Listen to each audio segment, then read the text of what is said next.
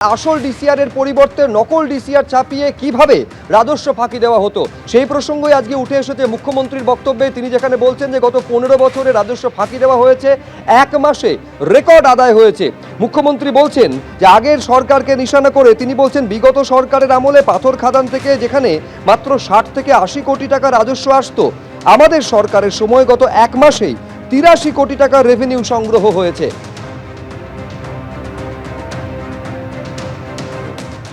Last গভর্নমেন্টের সময়ে যেখানে পাথর থেকে বছরে 60 থেকে 80 কোটি টাকা রেভিনিউ আসতো, সেখানে 11 মে থেকে 11 জুন এই এক মাসে আমরা 83 crore রুপিস ফ্রম স্টোন ওই একটা জায়গায় একটা জেলা থেকে আমরা পেয়েছি, যেটা এখন 100 crore কাছাকাছি চলে গেছে। এবং আমি সব জায়গায় বলছিলাম 100 কোটি গভর্নমেন্টের ঘরে জমা হতো, 1100 কোটি টাকা সাইফোন হতো, বেরিয়ে যেত।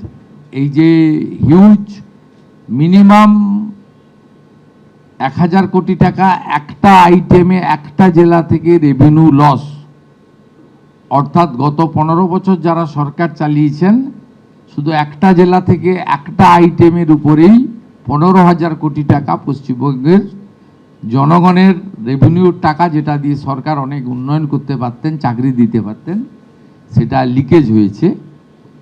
তাই মূল যে লাভার্থী, মেন যে বেনিফিশিয়ারি, তাকেও আমরা খুঁজে বের করার জন্য যা যা করার, যতদূর যাওয়ার আমরা যাব।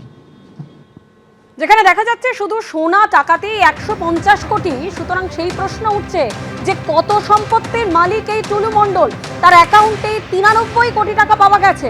আর অন্যদিকে এই টুলু মণ্ডলের আত্মীয় মিনার মণ্ডল, যার সোনা এবং টাকায় তার ঘরে পাওয়া গেছে 50 কোটি।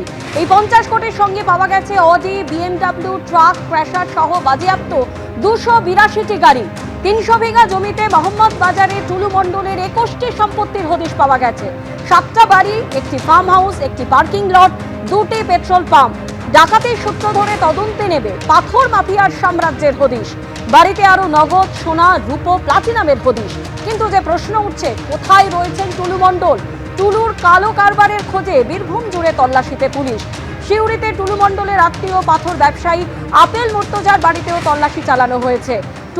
টুলু মণ্ডলের দাদা মুসিউদ্দিনের বাড়িতেও পুলিশের তল্লাশি।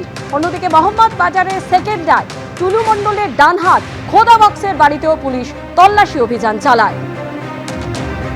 এবিপি আনন্দ, এগিয়ে থাকে, এগিয়ে রাখে।